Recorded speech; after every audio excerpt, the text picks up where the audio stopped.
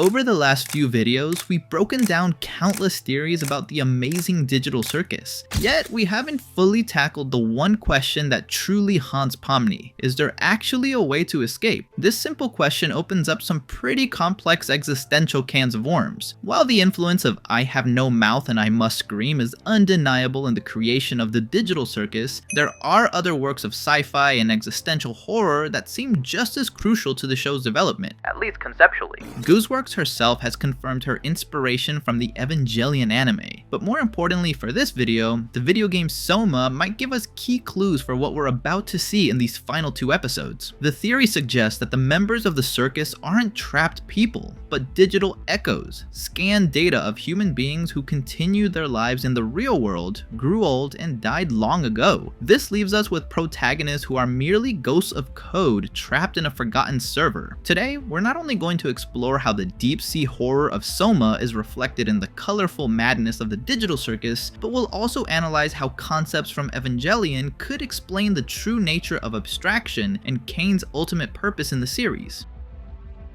Let's start with some context. The video game Soma, while not the most mainstream title, is legendary within the survival horror genre for its atmosphere and, of course, its story. Broadly speaking, it follows Simon, who survives a car crash with severe brain damage. He gets the chance to have his brain scanned to help investigate his condition and advance scientific research on the human mind. After the scan, Simon wakes up in an underwater facility called Pathos 2. It's in ruins, full of corpses and covered in a black substance, which we later discover is an AI called the WoW. This AI began corrupting the entire base, reanimating the dead and creating flesh-metal hybrids implanted with the consciousnesses scanned by the scientists. This is theoretically how Simon was reborn, as his consciousness was placed into one of these creatures. However, he soon realizes he is just a copy of the original Simon's mind, a man who actually died hundreds of years ago. We are told that the planet was devastated by a comet impact that destroyed the surface, leaving the inhabitants of the underwater station Pathos 2 as the only survivors. This is where a scientist named Catherine created the Ark, a simulation where she planned to place the consciousnesses of all her colleagues, and the minds scanned over time, like Simon's. However, due to a lack of supplies, paranoia, and the WoW's corruption, she couldn't finish the project, leaving it incomplete. Now it's up to Simon, along with Catherine's scanned mind, to launch the Ark into space so they can survive for at least a few thousand years more. To keep it brief, in one section of the game, we need to get a pressure suit to cross the abyss without being crushed. Simon has to transfer his consciousness into a new body, but upon doing so, he realizes his previous body is still alive and conscious, retaining a copy of Simon's mind. Catherine explains that consciousness cannot be transferred, only copied,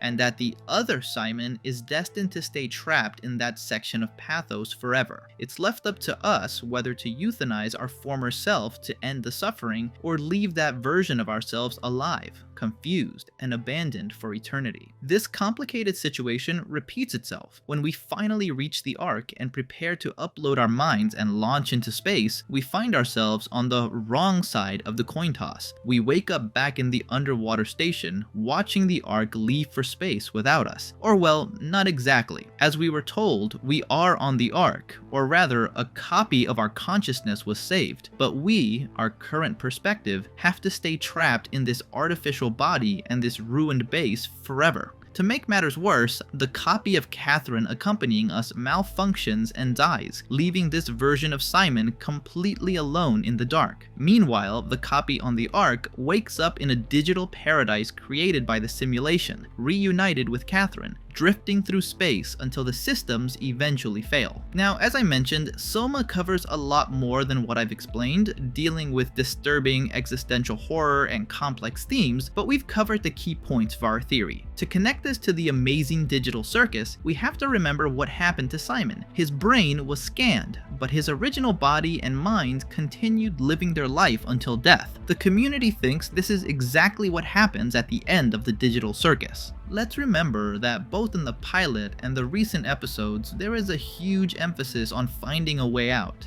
Pomni finds an exit door that only leads her through a loop until she ends up in the void, realizing there isn't really an easy way to escape this strange place. We didn't see much more regarding this until episode 7, where Abel creates a plan to escape, but it turns out to be just another one of Caine's adventures. They feel deceived, and above all, furious with him upon realizing that he can modify their minds. Where am I going with this? The Soma theory posits that the circus members are just scanned data of people from the real world, and that those people continued their lives until they died. The digital consciousnesses we see represented as the humans in the circus are just copies. Knowing this, the community believes there is no exit from the circus because their bodies died a long time ago, even if they were still alive. Since the characters are just copies of the original minds, there wouldn't be a way to escape back to reality anyway.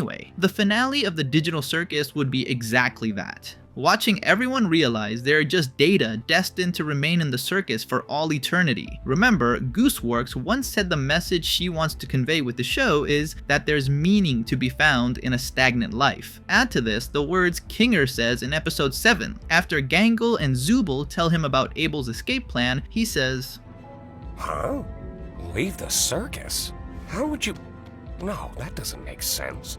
It's been made clear on multiple occasions that Kinger knows more about the digital circus than he lets on, which will likely be a major plot point in these last 2 episodes. But getting back to the point, Kinger might say this because he knows the nature of the simulation, a place where scanned consciousnesses can live eternally without worry. They don't need to eat, they don't feel pain, and we've even seen that if they set their minds to it, they can bend the rules of the simulation. Like when Jax tells Pomni that if she just goes with the flow of the adventure, she can do crazy things. Whether we like it or not, all we are now is a bunch of cartoon characters. So what's the point of pretending we're not? We even see Ragatha stop Jax's shot with just a finger. In fact, if we consider all this, it's possible that seeing Kinger create a healing butterfly for Ragatha isn't a sign of developer powers like we all assume. It might just be Kinger letting himself get carried away by the digital world and creating whatever his imagination allows, even subconsciously. This has even given rise to the theory that Caine himself is nothing more than another human trapped inside the circus who realized he could mod the simulation at will. He became corrupted by the power, modifying even himself, until his sanity and self-perception convinced him that he is actually an artificial intelligence designed to make the humans in the circus happy. That theory is super interesting and we could analyze it in its own video, but returning to the Soma theory, it's possible that, just like in the survival horror game, this AI corrupted over time. Eventually, these wacky adventures, which pushed the members' sanity to the limit and weren't originally planned for the simulation, became a constant, causing pain and suffering without the AI realizing it. Despite Caine's questionable actions, it's hard to consider him a conventional villain, since he seems to genuinely believe that everything he does is for the good of the humans inside the simulation, even though we all know the reality is completely different. The central point of the theory is precisely that ending we mentioned. There is no real exit. The series will probably end similarly to the pilot episode, with everyone resigning themselves to staying in the circus, showing a smile on the brink of madness, leaving the series with an uncertain conclusion. That would fit perfectly with the eccentricity and surprises Gooseworx has accustomed us to. In fact, as a bonus detail, it's right at the end of the pilot where we first see where the simulation is located in the real world. It's simply a computer in what appears to be the CNA offices. Unlike in Soma, there are no signs of an apocalypse or any disaster that devastated the world. This brings up another important point. It's possible that events inside the circus happen at a different speed than in the real world. We know that computer data processing speeds are vastly superior to a normal humans, so it's possible that everything we see in the series happens in just a fraction of the time that passes in reality. Broadly speaking, that's the community's Soma theory. However, you know we don't like to just stick to the basics. We can add certain details that might actually refute everything I just said. An important point to consider is this: if all the humans are just scanned data, like Simon was in Soma, why does abstraction happen? Why aren't they simply deleted to avoid suffering and replaced by a new copy? Most likely it's because inside every human in the digital circus, there is something more, something closer to a soul, which makes them much more than just data.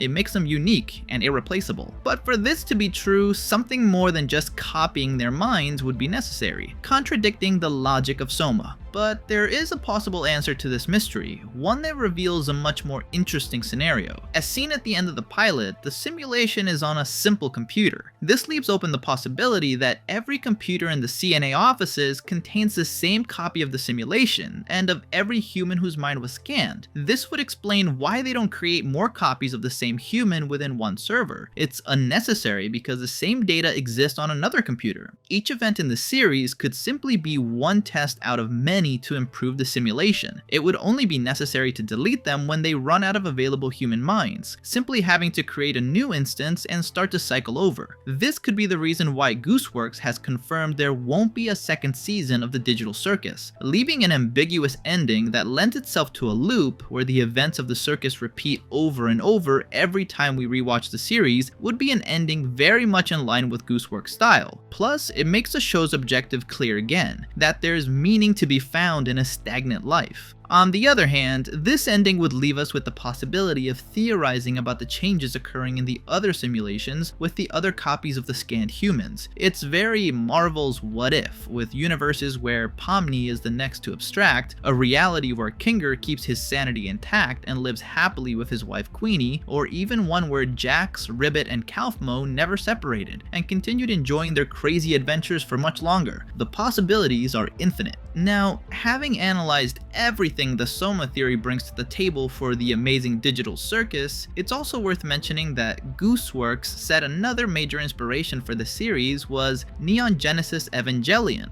a cult anime that also touches on moral and existential themes, and whose ending could complement this theory quite well. It goes without saying, but there will be spoilers for the anime.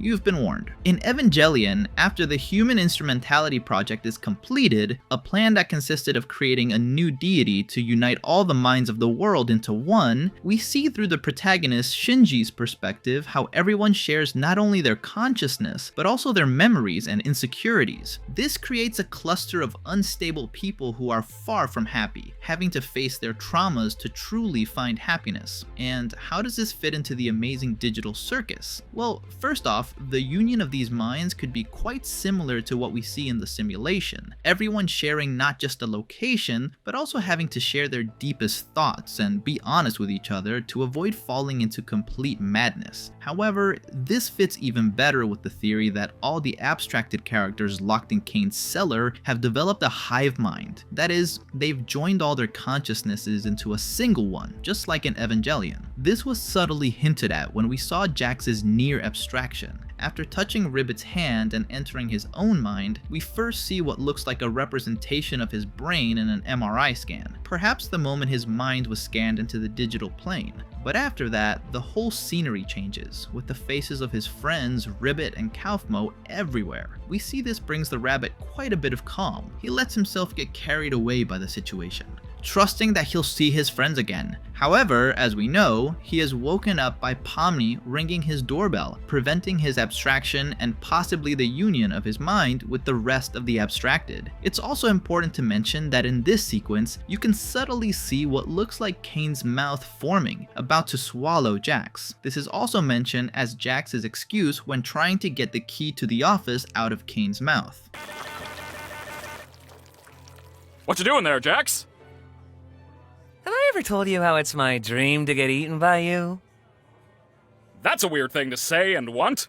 Caine could be the representation of the artificial deity in the Amazing Digital Circus universe. Just like in Evangelion, he is the one in charge of uniting all minds into one, only with a change worth highlighting. It's possible that Caine can only assimilate corrupted minds, that is, those who couldn't overcome their traumas and insecurities. They become easy prey for Caine to assimilate while he maintains control at all times, accessing the human's memories and using this information to improve his adventures and the NPCs that participate in them. This would be the reason why the NPCs are so realistic and convincing in what they say, mimicking a human very well because in essence and in part, they are human. All of this leads us to rethink what we might see in the last 2 episodes of the series. We know well that with a creator as unpredictable as Gooseworx, it's unlikely we'll get a conventional ending that resolves all the doubts the Digital Circus universe has left us with. It will likely leave many secrets unresolved for the community to deduce for themselves. There's a reason the word she used to describe the final episode of the series was "what." There are a couple of details that could support these theories. For example, one of those strange images shown in the first episodes of the series, some quite random, like Zubul buying fruit while her companions' heads are on the shelf, or everyone celebrating Christmas together. But the most noticeable one is undoubtedly where Pomni, upon opening one of the exit doors, finds a large number of computers with Caine's face on them. This is possibly a nod to what we already mentioned, the CNA offices and all these computers being copies of the same simulation, each with its own Caine and its own copies of the circus humans. This might serve to calm an unstable Caine at the end of the series. Seeing that there are so many copies of himself, he would see, firstly, that he isn't as alone as he thought. Add to that the fact that it doesn't really matter if he makes mistakes with his decisions or not. There will always be another version of him that might be making the right choices, fulfilling his purpose to learn and improve. After all, you can learn from mistakes, and that's something Caine, being an AI, would know all too well. The great thing about the Amazing Digital Circus and its community is that with every new chapter, we discover new details together that hint at a story even deeper and more impactful than what we see on the surface. So no matter how it ends, the Digital Circus will always hide new secrets worth revealing, because a series with such charismatic characters gives us even more incentive to learn everything about them.